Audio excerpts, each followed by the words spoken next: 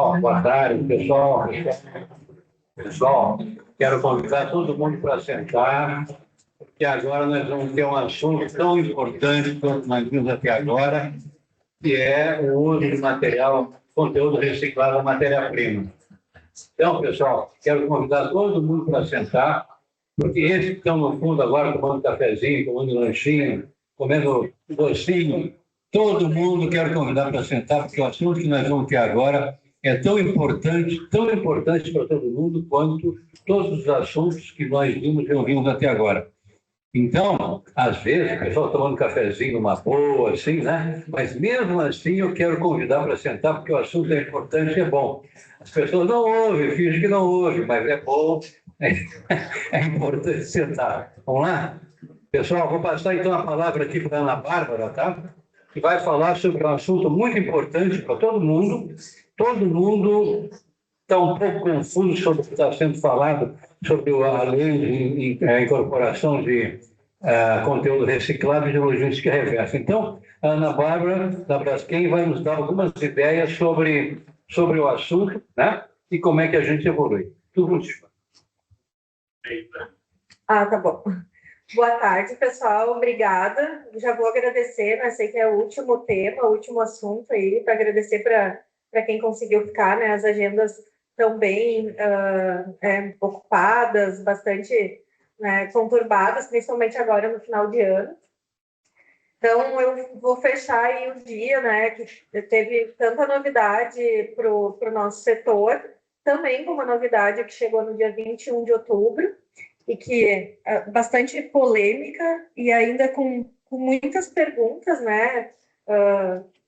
Tenho certeza que eu não vou ter todas as respostas para vocês, né? A gente tem muito mais perguntas, mas eu trouxe um pouquinho de como a gente enxerga esse decreto, os principais personagens aí, as diferenças que a gente teve, né?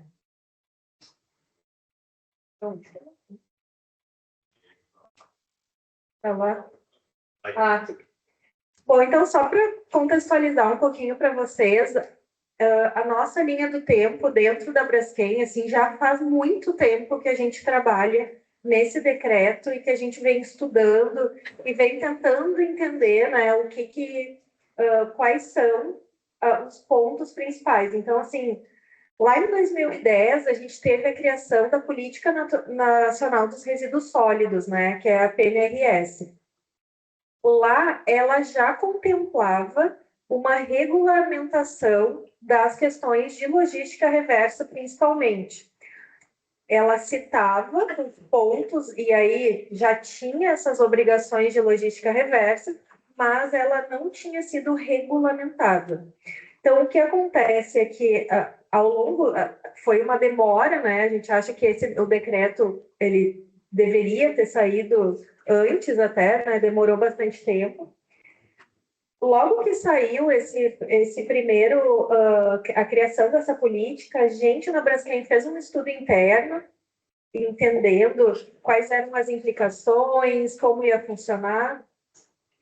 E aí, depois disso, né, a gente teve consulta pública com relação ao decreto. Em 2024, em 2023, a gente teve a regulamentação do crédito de reciclagem. Em 2024, a gente atualizou aquele estudo, porque o tempo passou, o decreto não saía e, né, mudou muita coisa, a gente atualizou. E aí, finalmente, agora em 2025, saiu o decreto. Então, assim, em termos práticos, né, a parte de logística reversa, ela já estava, né, já existia um plano que não era regulamentado. Então, a grande novidade que esse decreto traz para a gente, e depois eu vou falar um pouquinho mais, é a questão da adição de conteúdo reciclado às embalagens. Então, olhando assim, como os principais pontos, né, que a gente considera, eu acho que para todo mundo do setor, né, enxerga isso como um grande marco, assim, de gestão de resíduos, né, promovendo a economia circular. Então, o primeiro ponto é a redução de poluição plástica, né? Então, quando ele fala em logística reversa, em colocar as responsabilidades para todos os elos da cadeia, a gente está buscando o quê? Fazer com que menos resíduos vão parar no aterro e que a gente tenha a possibilidade de reciclar, né? Outro ponto são as metas claras de reciclagem e de reutilização. Então, quando a gente fala que as empresas elas precisam ter um compromisso de retornar suas embalagens e serem responsáveis, a gente já tem estabelecido aí percentuais claros que a gente vai ter de geração de resíduo, lembrando, né, que para a gente passar de uma economia circular para uma economia, de uma economia linear para uma economia circular, a gente precisa feitar esse ciclo, né? E hoje até, acho que o pessoal da Plastweber estava comentando isso. O resíduo não vem, o resíduo qualifica cada vez mais na ponta, se exige uma qualificação e os resíduos, principalmente de flexíveis, eles vão parar no aterro, né? Então, são resíduos, embalagens nobres, embalagens que poderiam voltar para o ciclo e que até então elas não tinham nenhum critério de descarte. Acho que o fortalecimento da economia circular, né? Porque aqui tem um ponto muito forte, daí já puxando o gancho de inclusão socioprodutiva de catadores, né? Então, aqui, o decreto, ele fala, e tem um artigo específico sobre isso, que a responsabilidade dos resíduos, elas não são dos catadores, elas são das empresas fabricantes. Então, muitas vezes os catadores e as cooperativas, elas recebem o resíduo, elas fazem a triagem, aquele resíduo ele não tem como voltar para a cadeia, e ela que fica com essa penalidade de resolver esse problema. Então, o problema da embalagem que não é reciclada e que vai acabar ali, ficava por conta ou do tratamento de resíduos urbanos, né, de prefeituras, do próprio Estado, e não dos próprios elos da cadeia. A participação comunitária, né, como uma vez que o decreto, depois eu detalho um pouquinho mais, ele prevê criação de PEVs, que são pontos de entrega voluntária, as pessoas precisam fazer o papel de ir até esse PEV para destinar. Para isso, precisa ter uma educação de como aquele resíduo vai parar, em termos práticos, como é que eu levo, como é que eu mantenho essa embalagem, aonde eu entrego. E, como eu falei, ainda existem muitas coisas a serem definidas, né? Muitos pontos do decreto. Agora, saiu no dia 21, então ainda tem 90 dias para saírem portarias que elas deixam mais claras vários pontos e artigos do próprio decreto. Então, nesse período, essas portarias, elas são de responsabilidade do Ministério do Meio Ambiente, junto com as secretarias, para trazer os órgãos responsáveis por cada setor para fazer essa discussão de todos os pontos que são relevantes e todos os elos da cadeia para trazer a sua visão, né? Então, para todas as determinações e cumprimentos e fiscalizações, essas portarias, elas devem detalhar melhor cada ação desse decreto. E, por fim, é o que a gente sempre fala, né? Acho que todos os anos, quando a gente tem o Fórum de Economia Circular, a gente comenta muito disso sobre a responsabilidade compartilhada, né? Que a economia circular a gente não faz através de um elo só. E a gente vê que não adianta um elo só puxar, todos têm que estar participando integralmente disso. Então, para a gente, assim, é um grande marco por colocar todo mundo nesse processo. E aqui, só para exemplificar um pouco do que eu falei, né? Então, existem 2 artigos que eles são, que é o decreto, ele traz uma regulamentação para esses 2 artigos lá da PNRS. Então, não é algo novo, é algo que já estava previsto, só não tinha sido regulamentado, né? E aqui, um ponto importante é que toda vez que a gente tem um decreto que ele é firmado através de uma lei, que ele é uma consequência de uma lei, ele é muito mais forte do que um decreto que não tem esse rastro, né? Então, como ele é um decreto que ele veio para regulamentar uma lei que já existe, ele tem mais força, né, de ser executado e de ser, digamos assim, ser colocado em prática em todos os seus critérios. Aqui só para falar um pouquinho quem são os participantes, né? Então, os responsáveis fabricantes de produtos, né, comercializados de embalagens plásticas, o que a gente chama de brand owners, que são os donos da marca, fabricantes de embalagem plásticos, transformadores, distribuidores, importadores e comerciantes. Né? Aqui falando basicamente das responsabilidades em termos de embalagem. E embalagens que estão contidas são as primárias, secundárias e terciárias. E aqui ele cita produtos equiparáveis, que apesar de não serem embalagens, eles são produtos de uso único e que eles podem agregar, de certa forma, não de certa forma, mas eles agregam ao resíduo urbano um volume muito grande. Então, ele cita também os pratos, copos e talheres como produtos equiparáveis para recuperação. Tá? E aí, aqui, um ponto importante é que não abrange embalagens plásticas de produto eletrônico, medicamento, agrotóxico e óleos lubrificantes, porque todos eles já têm uma regulamentação específica. Então, existe uma regulamentação específica de produtos eletrônicos. Dentro dessa regulamentação, ele já cita as embalagens. Medicamentos, a mesma coisa.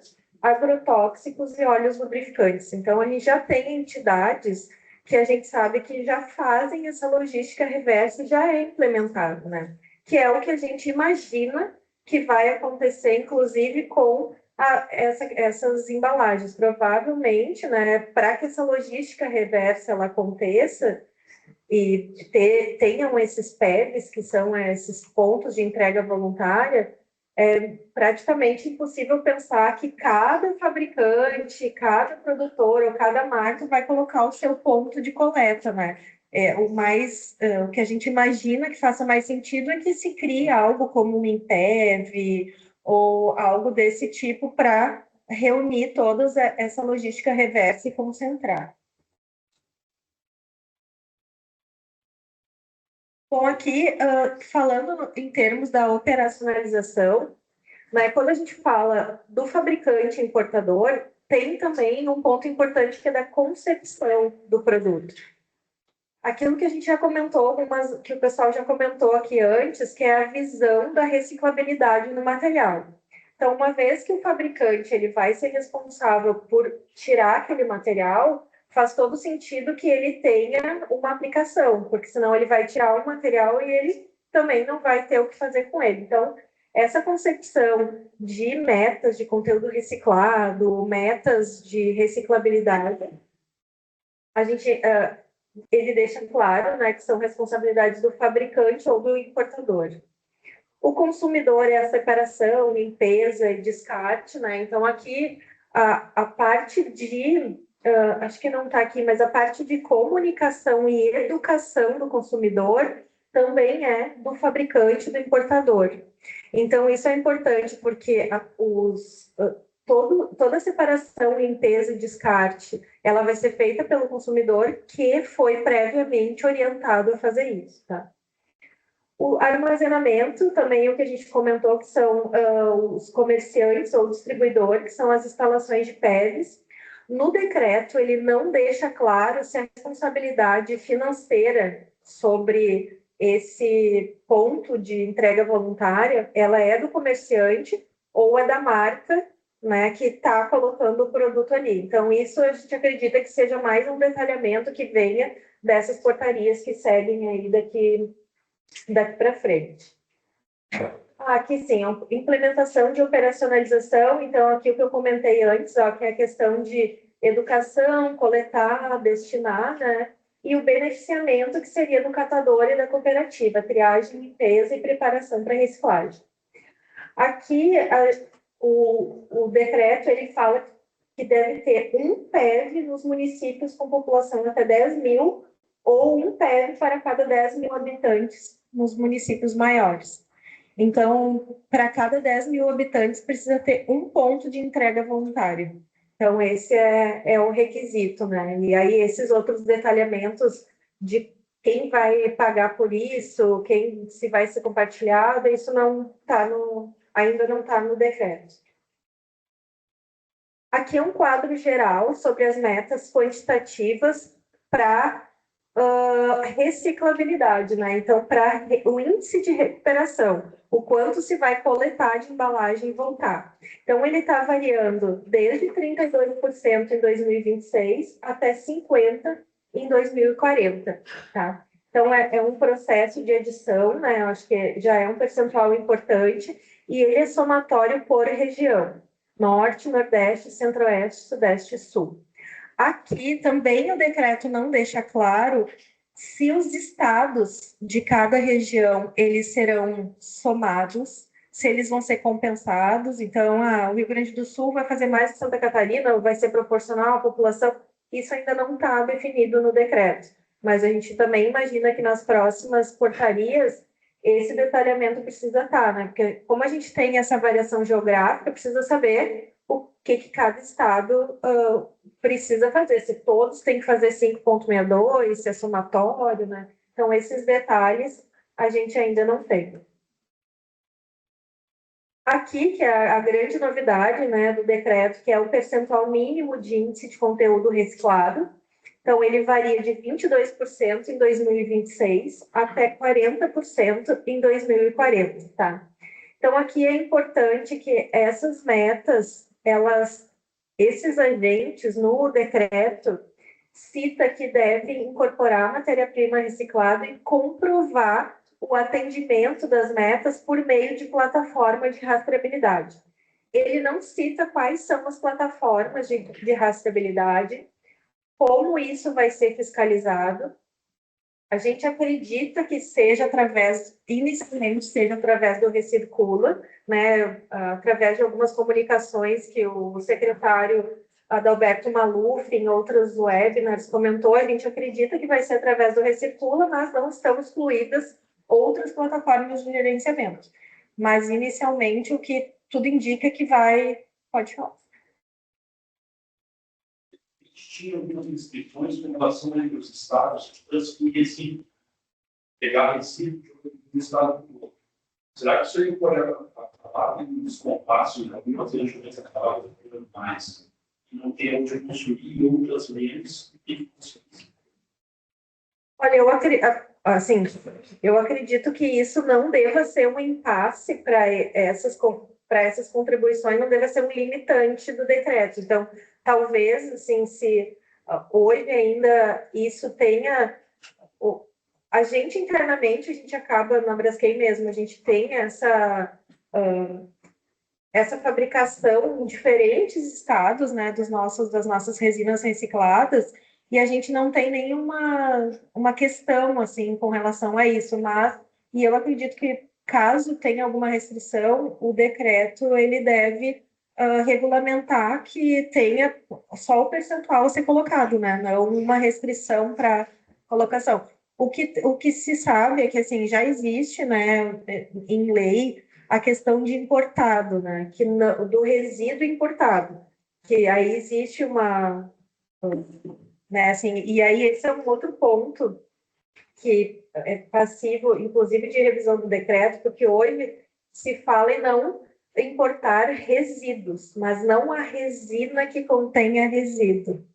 Então, isso é algo que precisa ser detalhado também, para que não acabe a gente trazendo o lixo alheio para estar aqui dentro, né? Então, acho que esse é um ponto que a gente até levantou como dúvidas, porque a gente também tem um time de relações institucionais que fica lá em Brasília para apoiar esses conceitos e esses desenvolvimentos com esses estudos que a gente faz, e esse também é um ponto para ser colocado. Então, aqui, lembrando que esse percentual ele não se aplica a embalagens que possuem regulamentação específica, que são aquelas que eu comentei lá no outro slide, inclusive alimentos, né? Então, como os alimentos eles têm uma especificação, uma regulamentação, segundo a Anvisa, que precisa ter liberação para contato com alimentos, todas as resinas, e o PCR ele não tem liberação, então as indústrias de alimento elas não entram nessas embalagens. O que se tem outra dúvida, né, para rever com as portarias e com o decreto, é se essas indústrias, elas, nas outras embalagens que elas produzem como embalagens secundárias e terciárias, se elas precisam ter ação ou só porque elas são alimentos, elas não têm nessa, né? Até porque uma dúvida frequente também é sobre esse percentual, se ele é por embalagem ou se ele é em massa da empresa. Então, eu posso comprar tudo nas minhas embalagens secundárias e, digamos, uma empresa de e-commerce. Eu preciso colocar todo esse percentual nos meus envelopes, eu posso colocar nos stretch, shrink, de unitização. Então, essa dúvida, se é por embalagem, se é por massa total, também é um ponto que essas portarias devem trazer. Aqui, só falando sobre as embalagens de plástico retornável, né? Aqui ele tem o MMA, ele cita que para cada 5% das embalagens retornáveis coletadas, e daí com comprovação, né? Tu pode reduzir em 1% a meta de recuperação. Então, para quem tem embalagens retornáveis no mercado, a cada 1%, ela vai reduzir, a cada 5%, ela reduz 1% até chegar a 50%. Então, nunca ela vai conseguir eximir a meta toda, né? Mas, pelo menos até a metade, ela consegue reduzir. E aqui só um quadro resumo, né? Que os fabricantes, importadores, distribuidores e comerciantes, eles são responsáveis por estruturar e operar o sistema de logística reversa, garantir a sustentabilidade financeira disso. Os importadores, eles têm que participar do sistema de logística reversa como condição de importação e declarar o cumprimento de metas também. Os comerciantes são as instalações de PEV, né, e a gestão disso, e a orientação dos consumidores. E dos consumidores de separar e descartar e retirar os rótulos antes do descarte. Acho que é isso, né? A gente tem sempre mais dúvidas do que perguntas, né? Então, vocês viram que eu trouxe algumas informações e mais umas 2 perguntas junto. Então, acho que ainda é um processo. Eu aproveito para convidar vocês, no dia 26 de novembro, a gente vai ter um webinar que vai ser online presencial lá em São Paulo, no Casulo, né, da Braskem, com a participação, né, do sócio da área de meio ambiente e do CEO da Central de Custódia também, junto com o Pierre, que é líder do segmento de desenvolvimento de negócios lá na Braskem. Então, aqui vão ter mais discussões e talvez um pouco mais sobre essas dúvidas, essas perguntas, né? O que está implícito ali no decreto e o que a gente pode comentar sobre isso. Acho que é isso, muito obrigada. Não sei se vocês têm perguntas.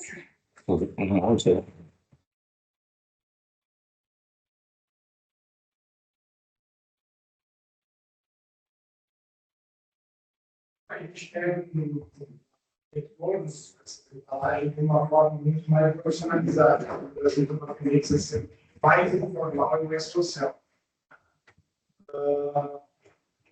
Que você falou do decreto tem muito ponto de alerta. Eu presumo que nessa altura do campeonato, receio empresariado, o governo das grandes fases, bota-se do bode na sala e a gente tem que pagar para tirar o voto. Pergunta que eu faço, uma forma de provocação. Na Europa tem um sistema, em alguns lugares, um sistema de QR Code, você cobra desde a origem do valor adicional. Era uma garrafa de vidro no passado. Tá? O QR Code é um produto, você vai pagar, por exemplo, 25 centavos a mais se for comprar um produto de mercado.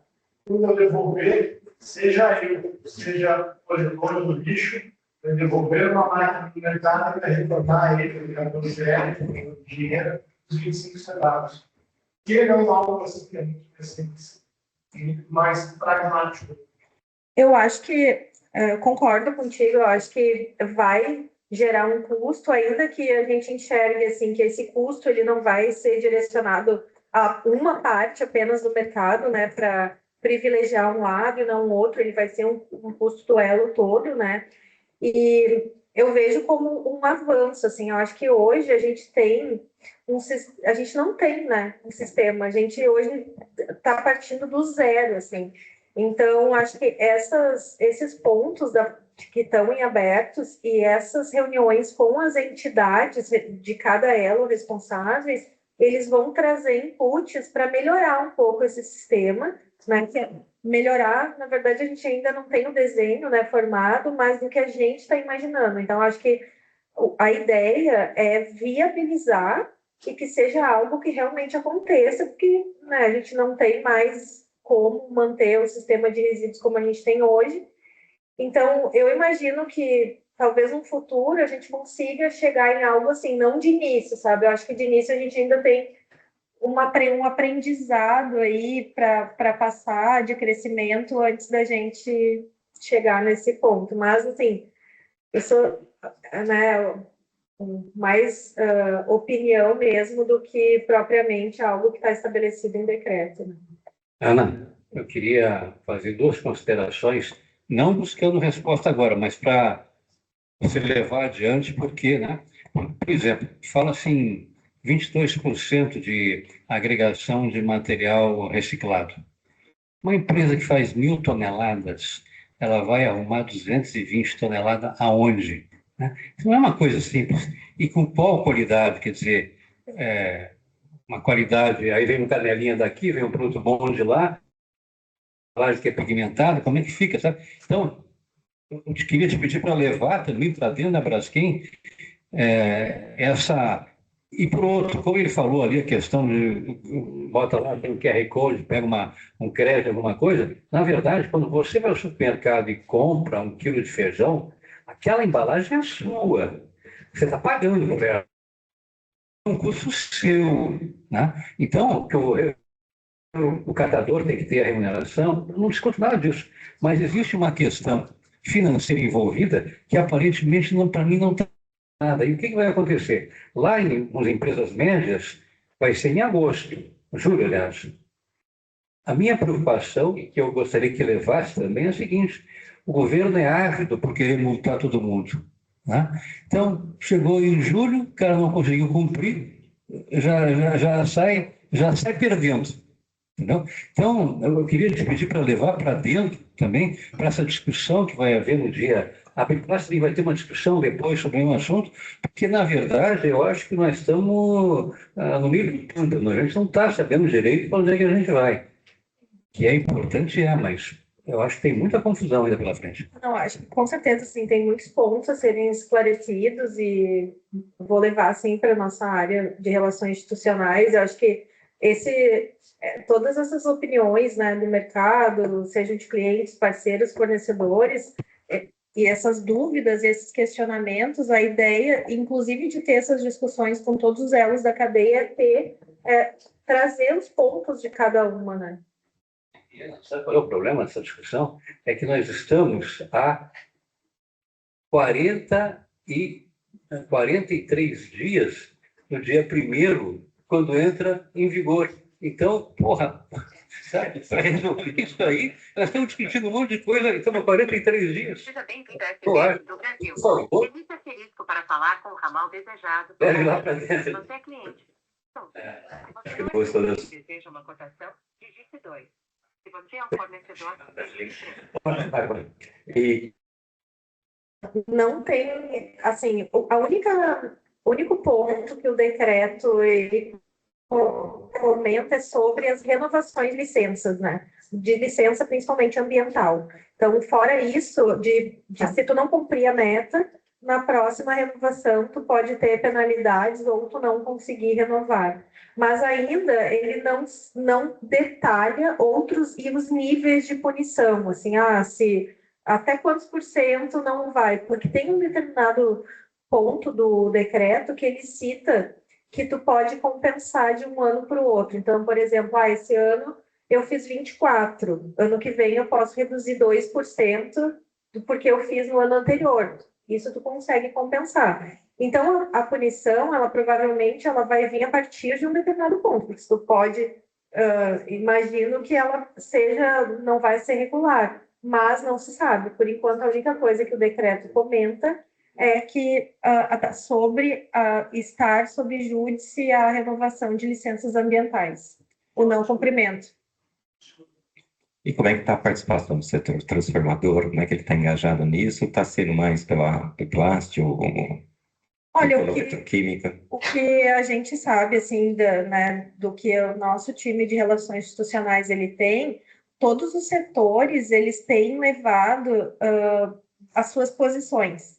Então, eu assisti um webinar da ANCAT, até que o Adalberto Maluf ele estava, e ele comentou que já se tinha um mapeamento, que já tinham sido feitas várias reuniões, já tinham alguns mapeamentos dessas questões para serem colocadas e que o Ministério do Meio Ambiente estava avaliando. Então, eu entendo que isso tá andando, assim, né? Da nossa parte, a gente fez o mesmo, né? Levantando todas as perguntas, dúvidas, questões operacionais e levando junto para as reuniões através do time lá em Brasília.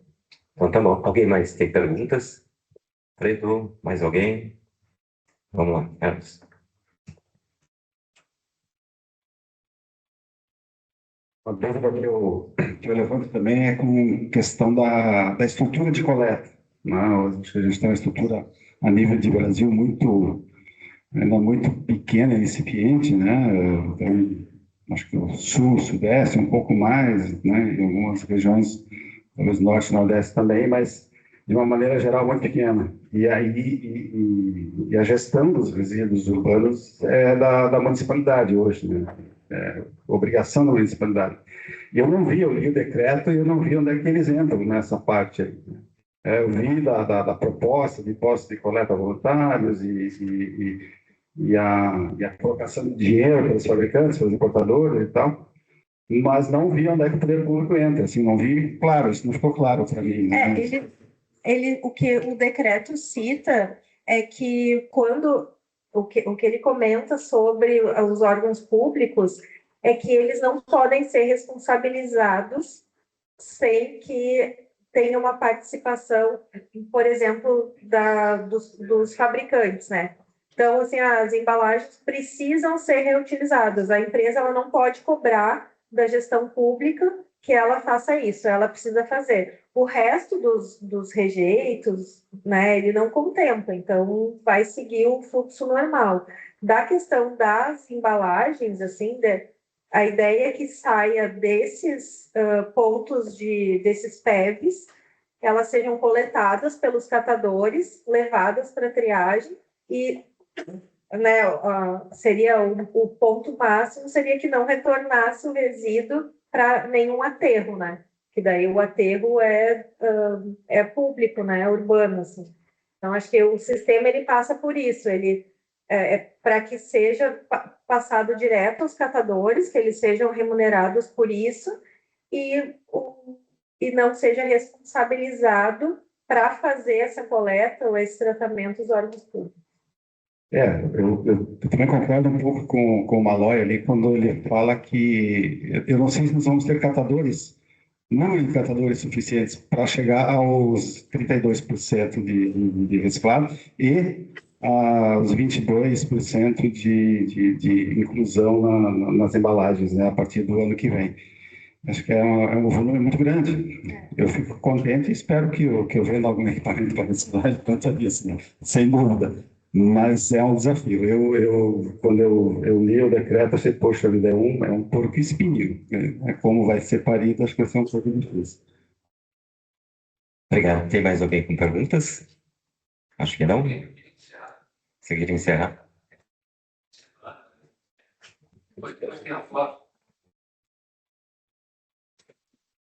Antes de encerrar, eu só queria fazer uma brevíssima pergunta a todos que estão aqui.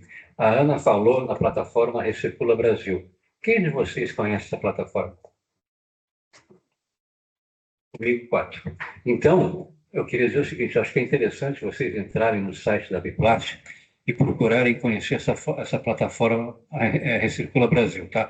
É uma plataforma que foi criada pela Biplast, pela BDI, ela foi premiada internacionalmente, essa plataforma, e ela tem um sistema de rastreabilidade muito, muito interessante, tanto que o governo britânico está querendo implantar essa plataforma na Inglaterra, tá? Então, para quem não conhece, eu acho que é uma coisa, eu já falei isso, Paulo Teixeira, que é muito legal, mas as pessoas não conhecem, e tem que conhecer, para saber como é que funciona, tá? Então, eu queria passar para você essa informação e dizer que eu acho que é muito válido conhecer, porque vale a pena, um produto nosso, brasileiro. Eu não sei se vai resolver todas as nossas demandas, mas aparentemente foi apresentado, inclusive, na COP agora, semana passada, né? Bom, então, isso posto, eu queria agradecer a Ana, queria muitíssimo agradecer ao Jordão, aqui pela disponibilidade do espaço aqui do Senai. Queria dizer que esse evento ele foi feito assim de uma forma muito rápida até, mas ele teve, vamos dizer, um grande mérito, que foi reunir muita gente, né, para assistir e ver e tomar conhecimento de informações do que aconteceu na Firacá. E como corolário disso, corolário é uma palavra antiga, acho que as pessoas não sabem o que é corolário. E como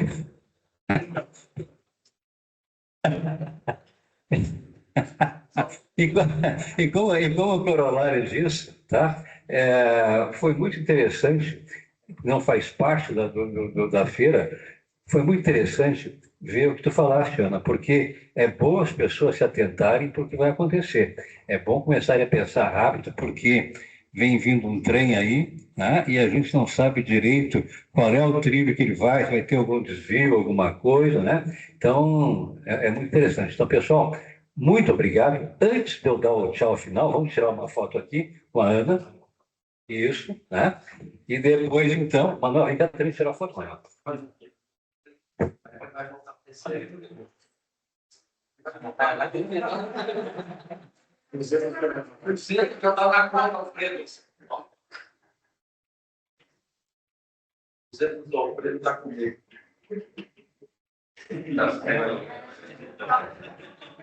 Tá, claro. Então tá, pessoal, muito obrigado. Foi um enorme prazer ter a todos aqui. Espero que tenham gostado, né?